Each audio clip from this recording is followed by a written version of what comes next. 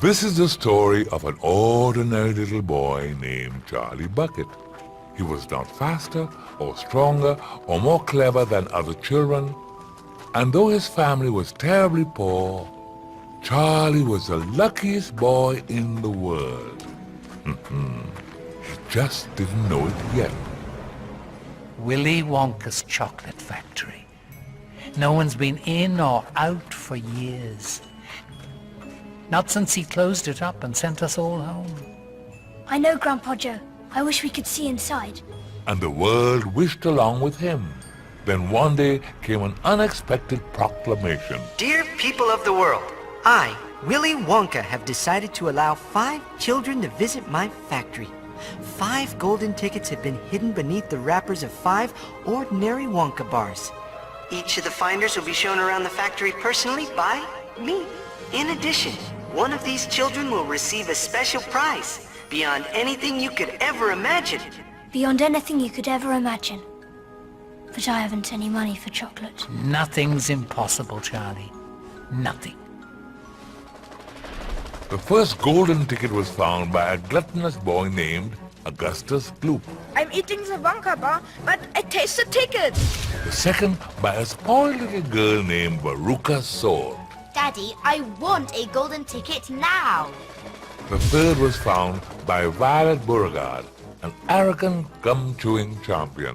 The winner of that special prize is going to be me. And the fourth golden ticket was found by an ill-mannered genius named Mike TV. I calculated just where to look. An idiot can do it. Charlie's dream of exploring the Wonka factory was fast slipping away when fate intervened.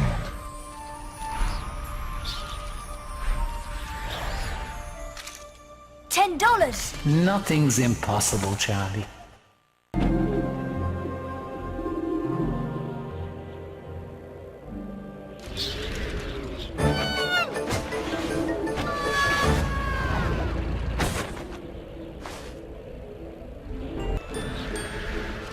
Almost!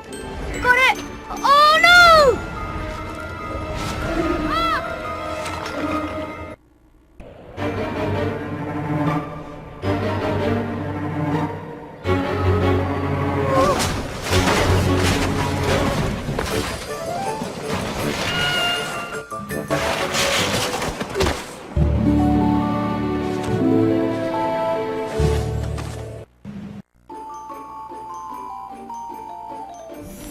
At that moment, Charlie felt rich, but more than that, he felt terribly hungry. $10 was enough to feed his entire family for a week. So after careful consideration, Charlie decided to spend just $1 of it on himself. 1 Wonka Whipple Scrumptious Fudge Banner Delight, please. Hungrily, Charlie pulled back the wrapper and took his first bite. Then pulling it back for another bite was one small corner of shiny paper. A golden ticket, the very last one in the entire world, and Charlie had found it. Greetings to To you. you, the lucky finder of this golden ticket from Mr. Willy Wonka. Charlie carried the ticket home to show his family as quick as his little legs could carry him.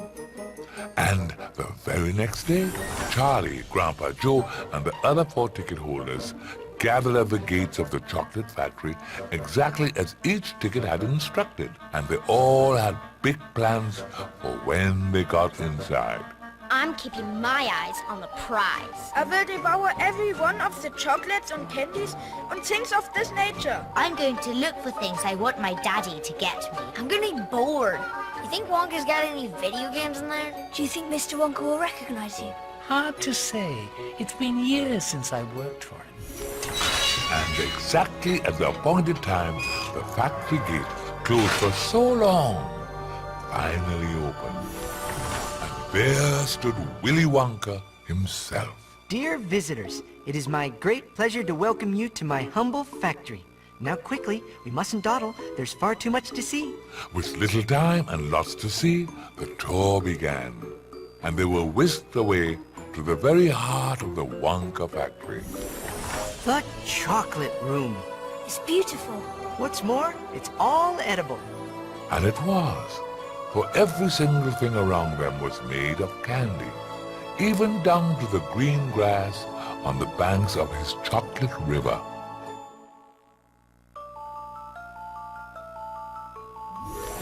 I'm in heaven. I bet. I want a chocolate room. I want two. The last one to the riverbank's a rotten egg. Every drop of that river is hot melted chocolate of the finest quality. Waterfall is most important. No other factory in the world mixes its chocolate by waterfall. When Augustus Gloop heard that, he was determined to drink his fill. Just one zip? No, 2 zips. But even that proved too little for Augustus. Please, boy, please. My chocolate must be untouched by human hands. Leaning out to guzzle the chocolate, the gluttonous boy lost his balance and fell right in. And in moments, he was drawn into an enormous chocolate pipe where he stuck fast. Help me! I'm stuck. It's not big enough. I'll say. Not much of a swimmer, was he? Someone should do something. We must continue. There's so much to see in too little time. But you can't leave him there. Eventually he'll come out. The pressure will get to him, you know. And yet... If Augustus were freed earlier, the river could be cleaned quicker, and production would continue sooner.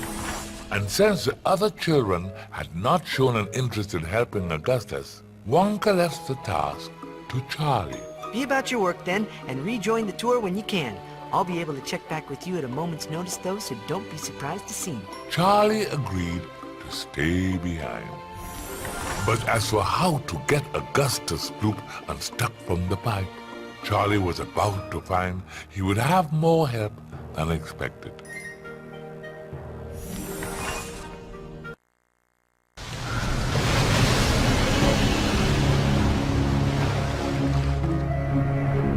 My Oompa Loompas will help you remove that greedy boy from my chocolate. Quickly now.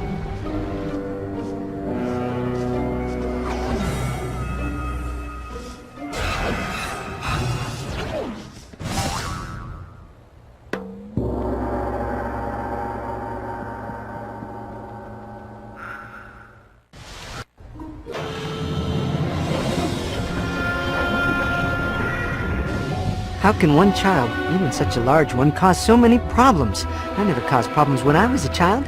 I waited till I was a grown-up. Look what he's doing to my jelly bean stock. It's wilting!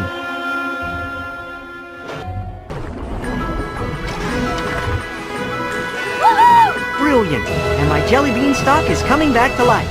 But we mustn't dawdle. By now the blockage has probably reached the Wriggle Sweets room. Hurry, no telling what the damage could be.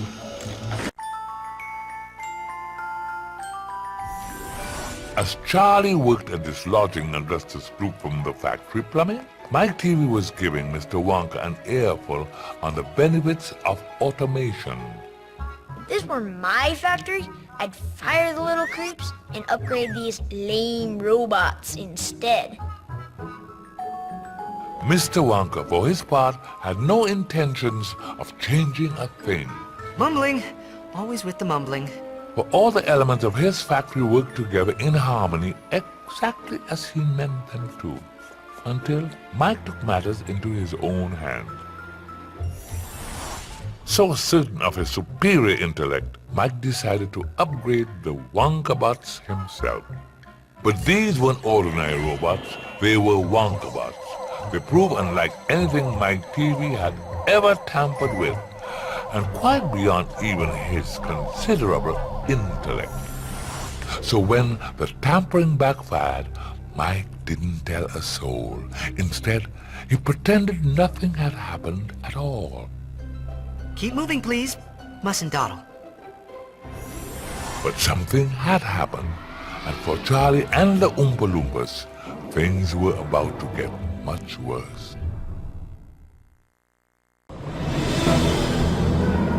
Not again! Now that Bavarian bully is backing up the entire candy flow. Corpulent child, I can't have him ruining everything like this. See if you and Oompa Loompas can do something about it. Things are working much better now, except those Wonkabots seem a little irritated, don't they? Ooh, look here! The fruits of your labor. Wriggle Sweets. Quite tasty, and they have more uses than one. My chocolate river! It's completely dried up! That rotund boy has done it again. He's come full circle and now he's plugged up the chocolate waterfall. This is not acceptable.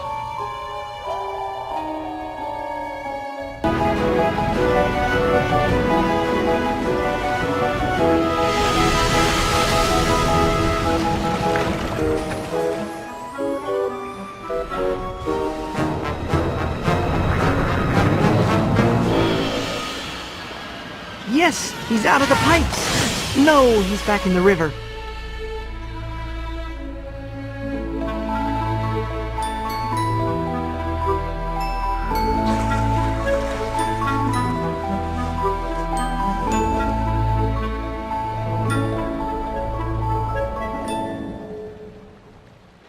This is storeroom 59, where I store some of my inventions from the inventing room that I don't have room for. Feel free to try your hand at working some of the machines yourself.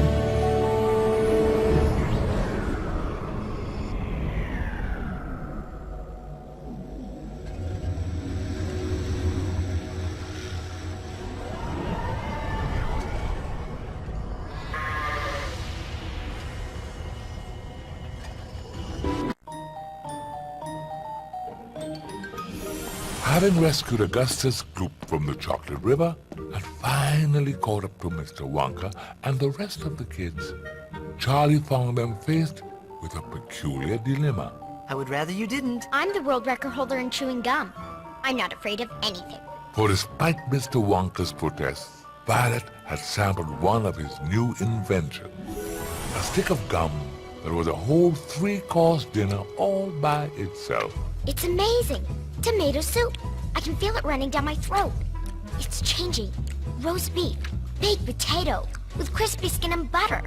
I've tried it on 20 Oompa Loompas, and it always goes wrong when we come to the dessert. It's the blueberry pie that does it. She's swelling up. Ha! Look at her go. I don't want a piece of that candy. Indeed, Violet was becoming rounder and more blue by the moment and showed no sign of stopping. I don't feel so good. Seeing that Charlie had returned from rescuing Augustus Gloop, Mr. Wonka thought nothing of asking him for another favor. We've got to squeeze the juice out of her immediately. This time, requesting that Charlie roll the foolish girl to the juicing room, Don't worry, we've had lots of practice with this. where she could be restored to her former miserable state. Will Violet always be a blueberry? No, maybe. I don't know. But that's what you get from chewing gum all day. It's just disgusting.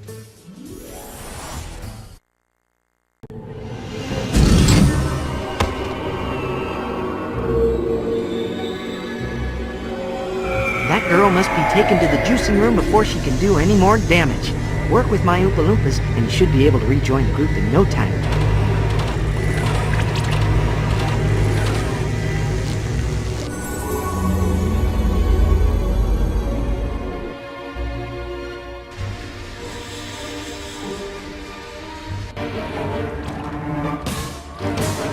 Juicing room. It's gotten a lot of use lately. There's an extra strength juicer below that requires Oompa Loompas to operate it, and little juicers here for the unfortunate Oompa Loompa testers.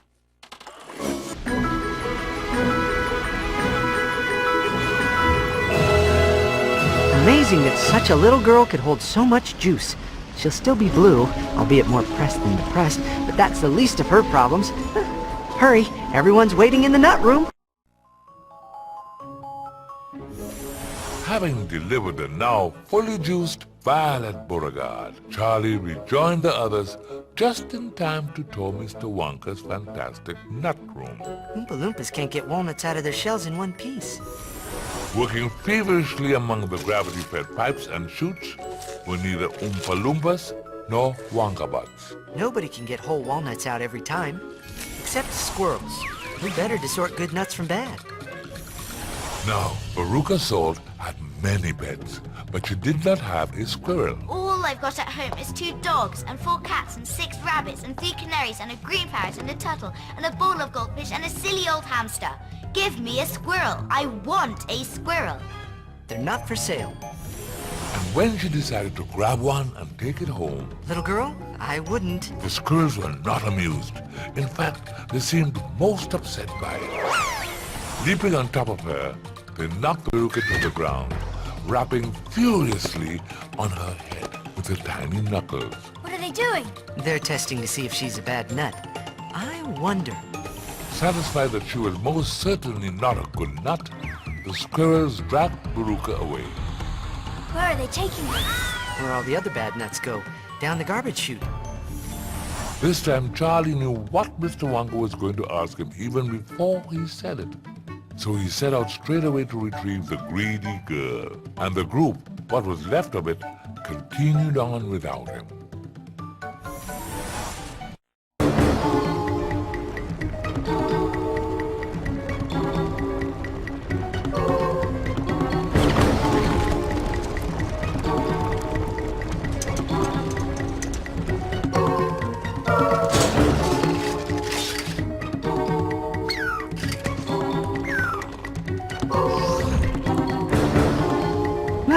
My squirrels! What must they be thinking? As for that spoiled girl, lucky for her they only use the incinerator on Tuesdays. Wait, what's today? Brilliant work! Squirrels are sorting nuts just like nothing ever happened. Now it's just a matter of the garbage chute and that bratty girl who fell down it, and the incinerator.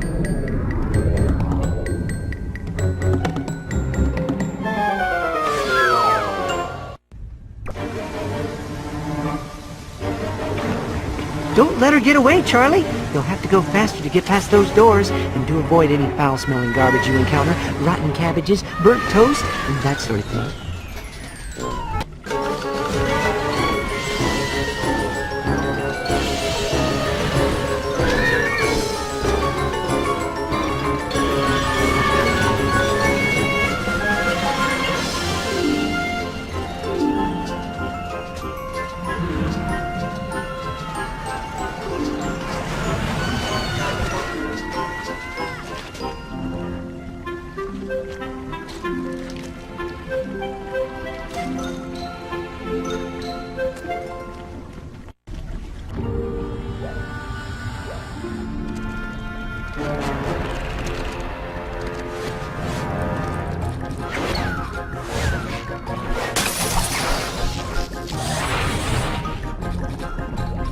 What?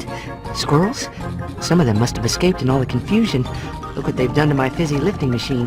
This is all wrong. You must help fix it. With no fizz, there won't be any lift. Great! Now that you take that crate full of squirrels over to shipping and receiving, they can get back to the nut room where they belong.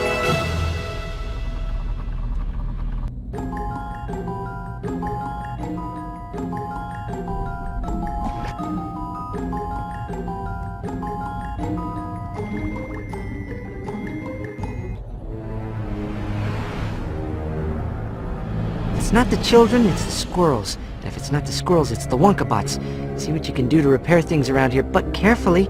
This is the exploding candy room.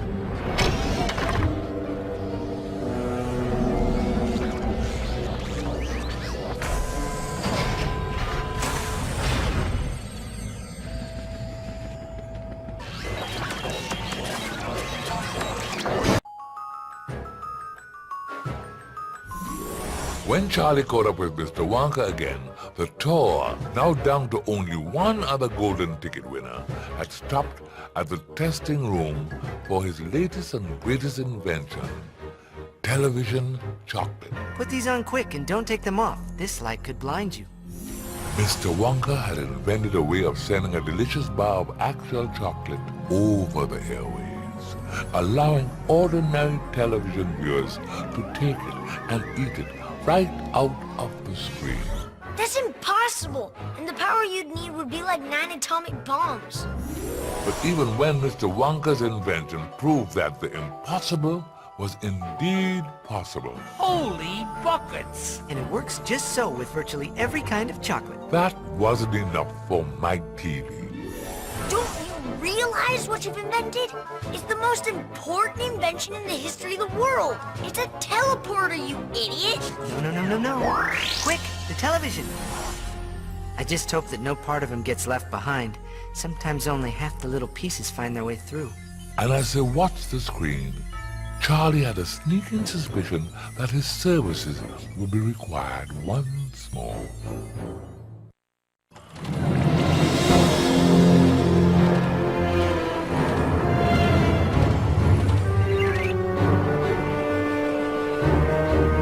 That can't be good.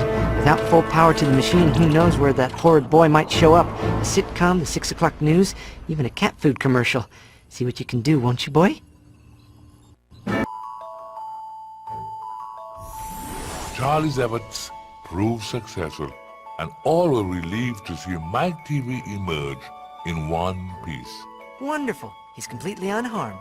though a good deal smaller than he was before. Told you I was right. Now just put me back to the other way! But there is no other way. It's television, not telephone. The miniature Mike TV was escorted to the taffy puller for stretching. Meanwhile, Mr. Wonka was eager to resume his factory tour. There's still a lot to see. Now, how many children are left? Just me, Mr. Wonka. Excellent. First things first, let's check on our other guests. And before Charlie could speak, he was whisked off to the factory entrance. I do hope they've learned something today. I invited 5 children to this factory, but I had a hunch it would be you, Charlie, right from the very beginning. Quickly now, there's more to do. And before he knew it, Charlie found himself in the great glass elevator once more, where he noticed a label etched in the glass, one he had not seen before. Up and out? What kind of a room is that? You can choose to see for yourself, but there's still some ingredients I need. Which could only mean that Charlie's adventure was not quite over yet.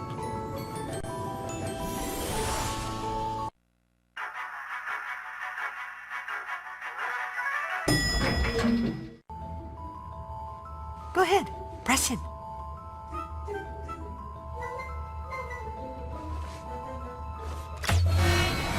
Hold on.